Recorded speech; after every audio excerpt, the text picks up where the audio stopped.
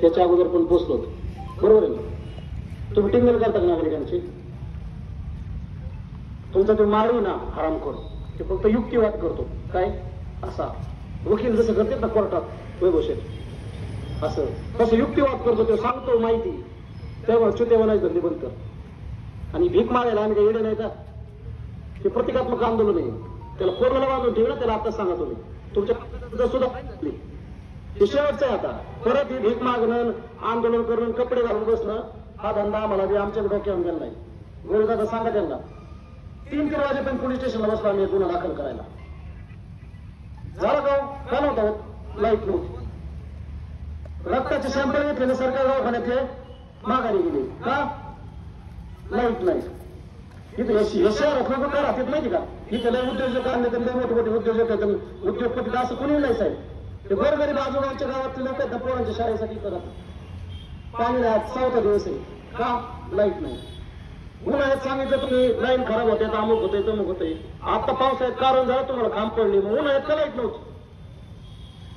मला एक सांगा तुम्ही, श्रीगोंदेवडी लाईट दौंडला, शिरूरला, बारामतीला, कर्जतला जाते का? तालुक्याचेच ठिकाण आहेत ना, मग श्रीगोंद्यातच का?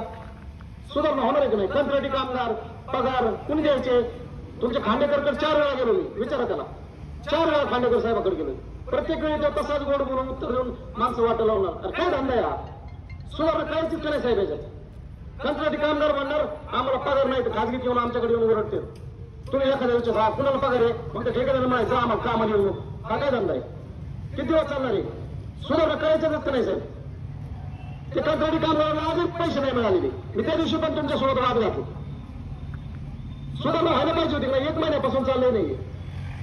त्यांनी सांगायचं माझ्या हातात, मग खांडेकर काय गुरुवाला बसले होते का? तुझ्या हातात नाही तर जाऊन गुरुवाला घरी जाणं पाहिजे. होत नाही तर कधी बदल होणार आहे? ते मालकाला फोन केला, 1-1 तास युक्तिवाद करतो फोनवर. काम काय तुझं बाप करायचं ना? कधी बदलणार आहे? मग 17-17 वेळा तेच ते कट्टीवर गेलं.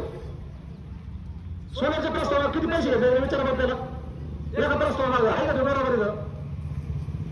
बरोबर कट्टीला किती पैसे घेतले प्रस्तावाला विचारा बरं. आणि म्हणून वीज गोळा करून आणली. पैसे खायचे म्हणून काम करण्यात सुद्धा नसेल होत ना, तर मग तुम्हाला भीक आणून दिली. 3,570 रुपये श्रीमंतीतल्या सुज्ञ नागरिकांनी दिली बघा. आणि टक्केवारी बिघडून आणली. खांडेकरला 10%, तुमच्या माईला 10% आणि इथल्या नेत्याला नेऊन द्या 10%. म्हणजे त्याचं समाधान होईल. त्याच्यासाठी चालेल सर, पैशासाठी मग घ्या भीक आणि खरं सुधारणा. तुमच्यापर्यंत आम्ही येतोय का? लोक आमच्यापर्यंत येतात म्हणून. प्रत्येकाच्या घरात त्रास झाला उन्हाळ्यामुळे, झाला नाही. माझी आई आजारी पडली, लाईट नसेल माहिती तुम्हाला.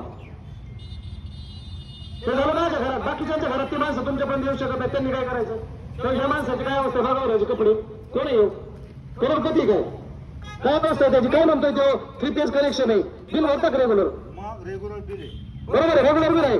अवजर पडलेत वायरमन आहे ना, हेच नाही, उत्तरच देत नाही.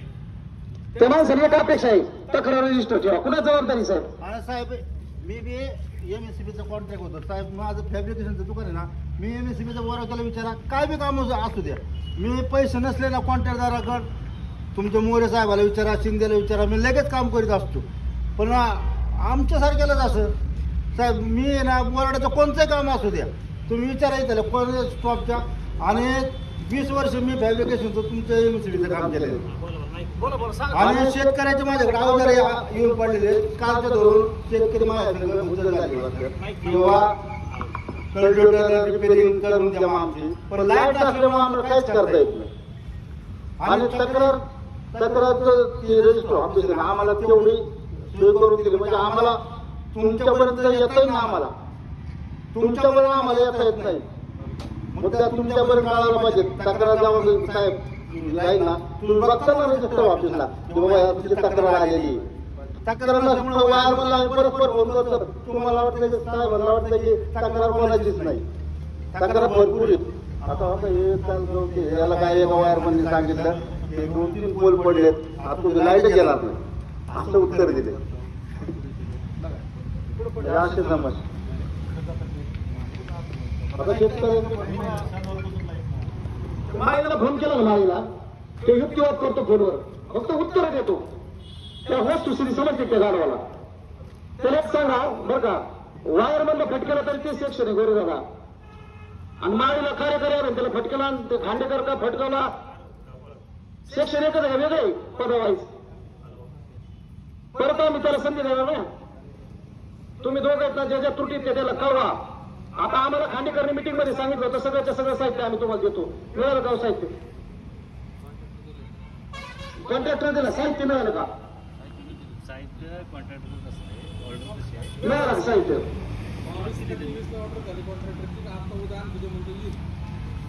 कधी येणार आहे? किती तारीख आहे बघा, पत्र बघा. आपण काय काय केलं सांगा. किती दिवस लागतील? 2-3 स्विच बदलले. काय काय बदल आणि काय काय राहिलं सांगा. कंडक्टर बदलायचा राहिला आहे, उद्यापासून काम चालू होते आणि बॉक्स वगैरेचं पण काम चालू होते. मटेरियल होतं आणि एजन्सीकडे ट्रान्सफर आहे. ते ह्याची कोल्हापूर सांगलीची आहे, भारत इलेक्ट्रिकल्स आले की त्यांचं माणूस आता नाही, ते गेले ते त्यांचं माणूस असतील सर्वे करत होते. एजन्सीचा माणूस बोलून घ्या तुम्ही, ते तुमच्या अंगावर काय भेटायला पाहून घेता सगळं. उद्यापासून म्हटलं तर मला सांगा, एजन्सीवर तुम्हाला संबंध सांभाळायचे तर लोकांना सेवा द्यायची. मग तर तुम्ही किती लागते तुम्हाला सांगा तुमच्या आणि बाजूला. ऐका, एजन्सी कोण आहे ते फक्त नावाने आम्हाला माहिती आहे. भारत इलेक्ट्रिकल्स म्हणून कोणतं आम्हाला साहेबांनी तुमच्या माहिती सांगू का, खांडेकर साहेबांनी स्पष्ट सांगितलं एजन्सीला प्रॅक्टिस सांगा म्हणे. केली का तुम्ही? आज तुम्ही उद्या साहित्य उद्यापासून सुरू होतो साहेब. अख्खा उन्हाळा गेला, एवढ्या दिवसात आपण साहित्य नाही आलो, तिकडे जबाबदारी तुमच्या वरिष्ठ सांगतात. एजन्सी एजन्सी कोण साहित्य मिळवण्याची जबाबदारी तुमची. म्हणजे यांचा एजन्सी तर इतर वेळेला चांगलं जमतं आणि नेमकं कामाच्या वेळेस काय अडचणी ते बोला तुम्ही. लाजू नका, बोला. जरा जाऊ द्या जनतेपर्यंत. जरा जे करायचे सांगा एकदा. नेमक्या चुका तुमच्या आहेत का, त्या माळीच्या आहेत का, खांडेकरच्या आम्हाला सांगा आता एकदा. नाही, एजन्सी आल्यात आता आणि त्याप्रमाणे काम चालू केले आपण. मध्ये स्विच वगैरे बदलले, कंडक्टर बदलायचं उद्यापासून आपण काम चालू करतोय. सर्वे पण झालाय तो. नाही नाही, उद्या होईल ना. नवीन लाईनचं आहे ते. नवीन लाईन आपण काय करणार आहे, जुने कंडक्टर सगळे बदलणार जिथं खराब झालेला आहे तो. 8 किलोमीटर पर्यंत आपण म्हटलंय बघा करायला सांगितलंय, त्याला होऊन जाईल ते. नाही, आपल्याला सप्लाय हे करावं लागेल ना, मेंटेन करावं लागेल. नाही नाही, असं आता पाऊस वाऱ्यामुळे चालू आहे. नाही नाही, पाऊस वाऱ्यामुळे प्रचंड आहे.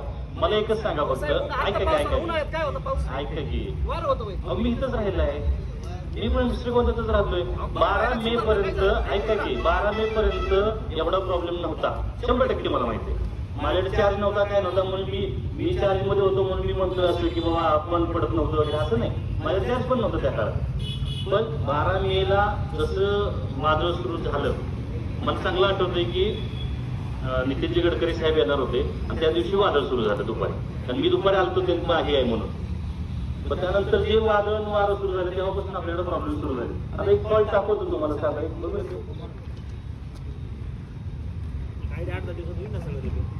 कंडक्टर रिप्लेसमेंटला वेळ लागेल, लगेच पटकन होणार नाही. आपण टप्प्याटप्प्यामध्ये ते करणार आहे.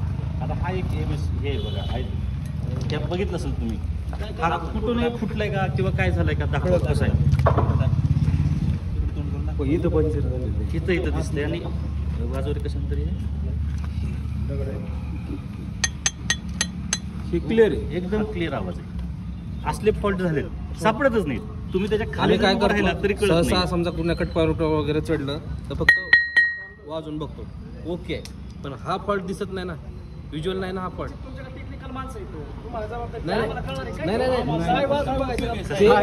आम्ही हे कशासाठी सांगतो, हा फॉल्ट व्हिज्युअल नाही, हा दिसतच नाही ना फॉल्ट.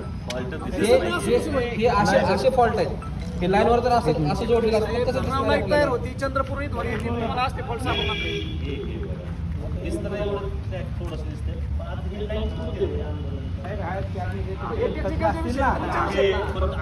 असे फॉल्ट आहेत ना, असे लगेच असेल ना तर ते दिसतो, पण हा दिसत नाही. ह्याच्यामुळे वेळ लागतो फॉल्ट क्लिअर करायला. समोर माणूस असला तरी कळत अशी तर फॉल्ट आहे. एखादा फॉल्ट असेल ना, सगळे थोडे असे असतात. तोच सापडत नाही ना, तो सापडत. फॉल्ट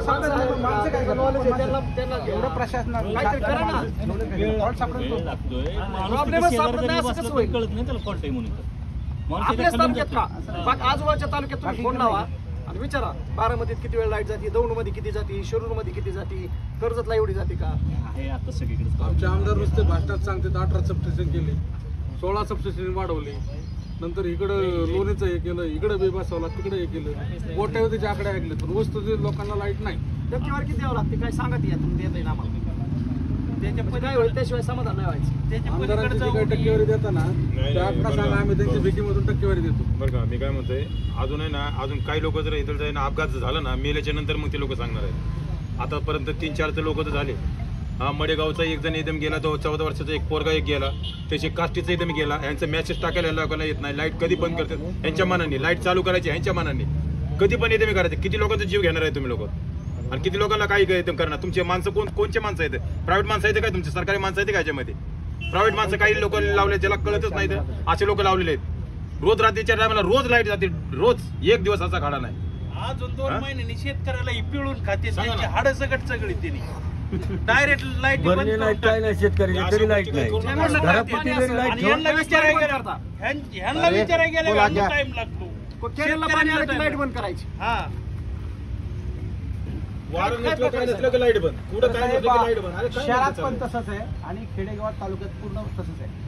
पांडवण, कामठी, लिंबोडी सारखी लाईट गेली. अहो खेडेपाडी ते पिळून पेलेत, रक्त काय? पेलेत त्या आणि लोकांचे. तुमच्या साहेबांना गेला फोन, त्या आईला फोन केला, येते लाईट फॉल्ट शोधतोय. 4-4 तास, 5-5, 6-6 तास लाईट आहे. नाही काय गेल्या 15 दिवशी आमच्या इकडे एक दम्याचा पेशंट होता साहेब, अक्षरशः त्याला मरण पत्करावं लागलं लाईट आपण. अध्यक्ष एवढी गंभीर परिस्थिती. यांच्या पगाराशी मतलब आहे, यांना लोकांची मतलब नाही अजिबात राहिला. तुम्ही किती दिवसात काय नाही राहिलेलं आहे. तुमची टीम प्रॉपर काम करते का साहेब ते पहा. हे काय चाललंय नेमकं? तुम्ही सांगता का नाही तुम्ही लाईटचं? 334 नाही, फोन का तुम्ही बाजूला ठेवता साहेब? तुम्ही लोकांना प्रश्नाची उत्तर द्या ना. 1 तासाने लाईट येईल, अर्धा तासाने लाईट येईल, लोक चालू आहे. 2 वाजता रात्रीच्या फोन करायचा. मोबाईल सगळं कोणते चालू असते ना, कुठल्याच मोबाईल तुमचे चालू नाही. लावा बरं कुठला फोन लावला, लावा बरं त्याला फोन. हा, कुठलं तुमच्या मोबाईल चालू नाही? श्रीगोंदा शहरामध्ये फिरून आम्ही जवळपास सकाळी 10 वाजल्यापासून 1 वाजेपर्यंत भीक मागो आंदोलन केलं. शहरातल्या गल्ली गल्लीत आम्ही जाऊन फिरलो. लोकांनी आम्हाला 3,750 एवढी रुपये भीक जमा केली. इतर ते बॉक्स पडलेले आहेत, ती भीक सगळी मोजली आम्ही, आणि मोजलेल्या भिकेचे 3 हिस्स्यामध्ये त्यांनी आम्ही ते 3 हिस्से केले. एक हिस्सा 10% खांडेकर साहेब अधीक्षक अभियंता, दुसरा हिस्सा फार बुद्धिदृष्ट्या बौद्धिकदृष्ट्या हुशार असलेले माळी साहेब, जे युक्तिवाद करण्यात पट्टा येतात, मात्र काम त्यांच्या बापजन्मात पण होत नाही. त्या माळीला 10%, खांडेकरला 10% आणि इथल्या लोकप्रतिनिधीला 10%, कारण कमिशन घेतल्याशिवाय ते काहीच काम करत नाही. आणि म्हणून ही जमा केलेली भीक आज आम्ही MSCBच्या अधिकाऱ्यांच्या ताब्यात दिलेली आहे. आणि हा शेवटचा इशारा, ही प्रतिकात्मक आंदोलन आहे, समजून घ्या. जर ही भीक देऊन जर अधिकारी सुधारले नाहीत ना, तर माळी असेल, तो खांडेकर असेल आणि इथले साहेब असेल, त्यांना कसं नीट करायचे पुढच्या आंदोलनात आम्ही तुम्हाला दाखवून देऊ. श्रीगोंदा शहराला नवीन सबस्टेशनची गरज आहे. त्या सबस्टेशनसाठी आता आम्ही पाठपुरावा सुरू करतोय. श्रीगोंदा शहरातले विजेचे प्रश्न सुटलेच पाहिजेत, याच्यासाठी आमची भूमिका राहील. श्रीगोंदा शहरामध्ये मागच्या 2 महिन्यापासून विजेचा प्रश्न अत्यंत गंभीर झालेला आहे. 6 महिन्यांपासून वीज वितरण कंपनीकडे आमचे सहकारी मित्र सतीशराव बुरुडे असतील, विशालजी असतील, या सगळ्यांनी पाठपुरावा केला होता की वीज वितरण कंपनीने या सुधारणा कराव्यात. श्रीगोंदा शहरात येणारी एक लाईन आहे, ती जवळपास 50 वर्ष झालं त्या लाईनचा प्रॉब्लेम आहे, जुनी लाईन आहे, ती बदलण्यात यावी. आणि इतर जे काही मेंटेनन्सची कामं रेग्युलर वेळेत करण्यात अपेक्षित असतं ती करण्यात यावीत. यासाठी आम्ही मागच्या 1 महिन्यांपासून प्रशासकीय पातळीवरती लेखी स्वरूपात पाठपुरावा करतोय. एकदा आम्ही आंदोलन केलं श्रीगोंदा तहसील समोर, त्यावेळेस आम्हाला अधिकाऱ्यांनी लेखी आश्वासन दिलं होतं की आम्ही 31 तारखेपर्यंत हे सगळं सुरळीत करू, मात्र ते झालं नाही. त्याच्यानंतर परत आम्ही नगरला जवळपास 5 वेळा MSCBच्या अधीक्षक अभियंता खांडेकर साहेब यांची भेट घेतली आणि त्यांना सुद्धा सांगितलं की श्रीगोंदा शहरामध्ये विजेचा प्रॉब्लेम आहे, श्रीगोंदा तालुक्यामध्ये विजेची अडचण आहे आणि शेतकऱ्यांना त्रास होतोय, ग्रामीण भागातल्या विद्यार्थ्यांना त्रास होतोय, श्रीगोंदा शहरामध्ये लहान मोठे व्यापार आहेत, छोटे छोटे व्यावसायिक आहेत, त्या सगळ्यांना त्रास होतोय. आपण विजेच्या बाबतीत सुधारणा करा. आज रोजी असं आहे की पाण्याची श्रीगोंदा शहराला 4 दिवस झाला आज पाणी नाही. का तर वीज नाही, त्यामुळे पाणी पुरवठा खंडित होतो. पाणी नाही, लाईट नाही, अशा परिस्थितीमध्ये 50-60 हजार लोक वस्ती असलेलं श्रीगोंदा शहर, या शहरात नागरिकांनी कसं राहायचं? उन्हाळ्यात प्रचंड हाल झाले, प्रत्येकाला त्रास झाला. आत्ता पावसाळ्यामध्ये सुद्धा त्रास होतोय, पण आता पोल पडलेत अशी कारण अधिकारी बरं आहे. कोणालाही काही घेणं देणं नाही, लोकप्रतिनिधीला तर काडीचंही घेणं देणं नाही. तुम्ही मेल्यावर 10व्या माहितीला लोकप्रतिनिधी देतील, परंतु कामासाठी ते कधी कोणासाठी येणार नाहीत. त्यामुळं श्रीगोंदा आजूबाजूच्या तालुक्यात जर तुम्ही माहिती घेतली ना, कर्जत आहे, इकडे दौंड आहे, शिरूर आहे, बारामती किंवा नगर तालुका आहे, फोन करून विचारा फक्त तुमच्या भागात लाईटची काय अवस्था आहे. श्रीगोंदापेक्षा सगळीकडे मराठवाड्यात सुद्धा लाईट व्यवस्थित आहे. श्रीगोंदा शहर आणि परिसरात मात्र लाईट नाही आणि म्हणून आज आम्ही प्रतिकात्मक स्वरूपात भीक मागो आंदोलन केलं. अधिकाऱ्यांकडे आम्ही गेलो तर अधिकारी सांगतात आमच्याकडे निधीची उपलब्धता नाही. तिथल्या कंत्राटी काम जिगर अस्मानी लढा दिसू दे पाणी झटक्यात फिरू दे डाव नवा शर्तीचा घुमू देत आभाळी थाप उडू देत जरा थरकाप कळू देत जगाला रंग तुझ्या मातीचा भिड जोश दिसू दे आज मातीत मिळू दे. आम्ही कामाला जातो. काय अडचण काय